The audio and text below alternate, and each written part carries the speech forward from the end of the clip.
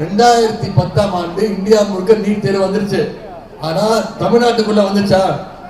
அப்ப கலைஞர் முதலமைச்சர் முடியாதுன்றாரு. தமிழ்நாட்டுக்கு நீட் தேர்வு தேவையில்லை, நுழைவு தேர்வு தேர்வில்லை, கவுன்சிலிங் முறையில 12ஆம் வகுப்பு மதிப்பெண் போதுன்னு சொன்னவர் கலைஞர்.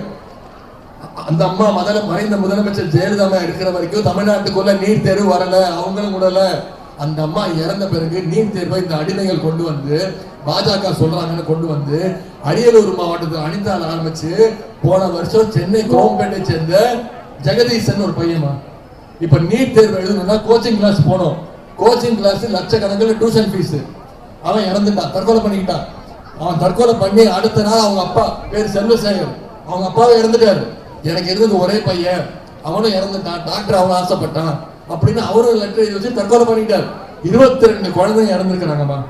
இது வரைக்கும் நம்முடைய தலைவர் அவர்கள், நான் சொல்றேன், 22 இறந்த குழந்தைங்களுடைய அத்தனை பேர் வீட்டுக்கு போய் துக்க விசாரிச்சது நான் தான் அந்த பெற்றோருடைய கைகளை பிடிச்சிட்டு சொன்னேன், கண்டிப்பா திமுக ஆட்சிக்கு வந்தா நீட் தேர்வு நாங்க ரத்து செய்வதற்கான அனைத்து முயற்சிகளும் எடுப்போம், நாங்க பண்ணுவோம் சொல்லி சட்ட போராட்டத்தை நடத்திட்டு இருக்கோம். சட்டமன்றத்துல தீர்மானம் நிறைவேற்றிருக்கோம், மசோதா போட்டிருக்கோம். ஆனா அதை எல்லாத்தையும் யார் தடுக்கிறா?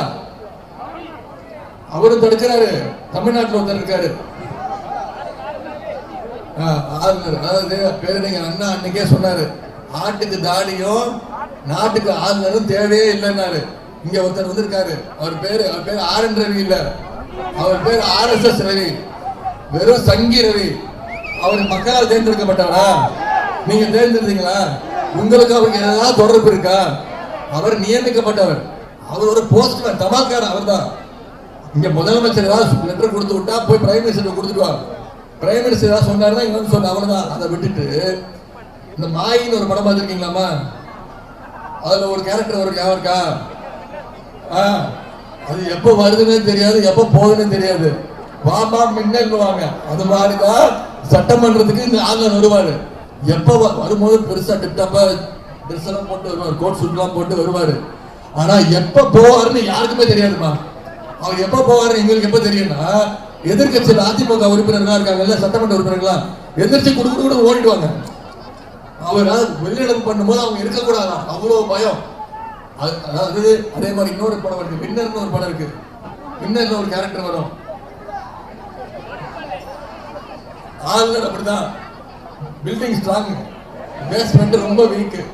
இந்த ஆளுநர், இந்த ஒன்றிய பிரதமர் 29 பைசா அவங்களோட அடிமைகள் அதிமுகவெல்லாம் விரட்டி அடிக்கணும்னா நமக்கு இருக்கிற ஒரே வழி, ஏப்ரல் 19 உதயசூரியன் சேர்ந்து வாக்களிச்சு நீங்க நம்முடைய வேட்பாளர் ஜெயிக்க வைக்க செய்வீங்களா? மோடி சொல்றாருமா, மோடி இப்ப 29 பைசா தொடர்ந்து இப்ப தமிழ்நாட்டுக்குள்ளே சுத்திட்டு இருக்காரு. தேர்தல் நாளா இல்லைன்னா வருவாரா? கடைசியா எப்போ வந்தாரு? கல் இருக்கா? மதுரைக்கு வந்தாருமா 2019 தேர்தல் அப்போ. 2019 தேர்தல் அப்போ ஜனவரி மாசம் 27ஆம் தேதி வந்தாரு. 29 பைசாவும் பாதம் தாங்கி பழனிசாமியும் மதுரைக்கு போனாங்க. மதுரைக்கு போய் 29 பைசா அறிவிச்சாரு, நான் ஒன்றிய அரசோட நிதியில மதுரையில உலக தரம் வாய்ந்த எய்ம்ஸ் மருத்துவமனையை கட்ட போறேன் அப்படின்னு ஒரே ஒரு கல்லுமா அடிக்கல் நாட்டி வச்சுட்டு போயிட்டாரு. இதுதான் அந்த கல்லு, அந்த கல்லை நான் தூக்கிட்டு வந்துட்டேன். வச்சது ஒரே ஒரு கல்லுமா, வச்சு 5 வருஷம் ஆச்சு, நான் பத்திரமா வச்சிருக்கேன். வச்சது ஒரு கல்லு, அதெல்லாம் புடிக்கிட்டு வந்தேன். இப்ப கல்ல காணும்னு தேடிட்டு இருக்காங்க. நான் சொல்லிட்டேன், நீ மருத்துவமனையை கட்டுற வரைக்கும் நான் கல்ல திருப்பி தரமாட்டேன்னு. இன்னொரு கொடுமை என்னன்னா, 2019 மதுரையில எய்ம்ஸ் மருத்துவமனை அடிக்கல் நாட்டினாங்கம்மா. நான் கேள்வி கேட்கறது யார? திரு 29 பைசா கேள்வி கேட்கிறேன், எய்ம்ஸ் எப்போ வரும், மருத்துவமனை சீக்கிரம் கட்டி கொடுங்கன்னு. ஆனா யாரு கோவம் வருது? பாதம் தாங்கி பழனிசாமி கோவம் வருது. ஏன் 2 பேரும் கூட்டு கலவனீங்க?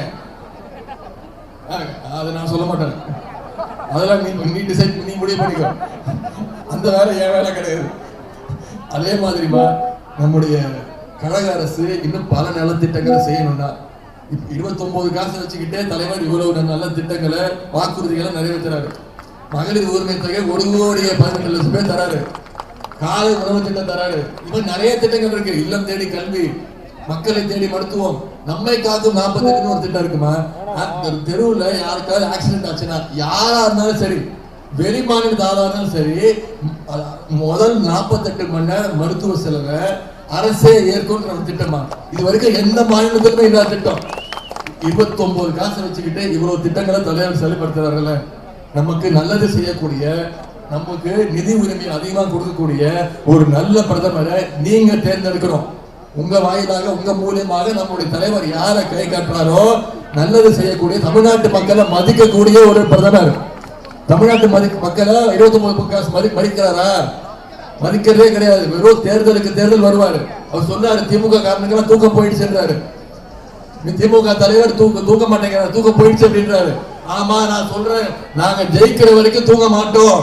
உங்களை தோக்கடிச்சு ஓட ஓட விரட்டுற வரைக்கும் ஒரு திமுக காரன் கூட தூங்க மாட்டான். ஒன்றிய அரசு 29 காசை விரட்டி அடிக்கிற வரைக்கும் திமுக காரன் ஒருத்த கூட தூங்க மாட்டான். 19ஆம் தேதி வாக்குச்சாவடி முடிந்து 4ஆம் தேதி உங்களை பேக் பண்ணி 29 பைசா நல்லா பேக் பண்ணி அவரை வீட்டுக்கு அனுப்பிச்சு அவர் தூங்க வைக்கிற வரைக்கும் நாங்க தூங்க மாட்டோம். இது திமுக காரணம் ஒவ்வொருத்தரும் விடக்கூடிய சவால். நான் உங்களுக்கு எல்லாம் ஒரு வேண்டுகோள் வைக்கிறேன். நீங்க இங்க வந்திருக்க அத்தனை பேரும் கண்டிப்பா உதயசூரியன் சின்னத்துல தான் வாக்களிக்க போறீங்க. நிச்சயம் தானே? நான் உங்ககிட்ட கேட்பதெல்லாம் ஒண்ணுதான். நீங்க அத்தனை பேரும் இன்னும் 4 நாட்கள் தான் இருக்கு. இந்த பிரச்சாரத்தை மக்கள்கிட்ட கொண்டு போய் சேர்க்கணும். ஏன் உதயசூரியன் சின்னத்துக்கு வாக்களிக்கணும்? ஏன் ஒன்றிய அரசு 29 காசை ஓட விடணும்? ஏன் நம்முடைய வேட்பாளர் கனிமொழி அவங்களுக்கு வாக்களிச்சு ஏன் 6 லட்சம் வாக்கு வித்தியாசத்தை மறந்துட்டு நினைச்சிருந்தீங்க? 6 லட்சம் வாக்கு வித்தியாசத்துல ஏன் ஜெயிக்க வைக்கணும் பிரச்சாரத்தை நீங்க மக்கள்கிட்ட கொண்டு போய் சேர்ப்பீங்களா? நிச்சயம் செய்வீங்களா? வர்ற ஜூன் 3ஆம் தேதி யாரோட பிறந்த நாள்?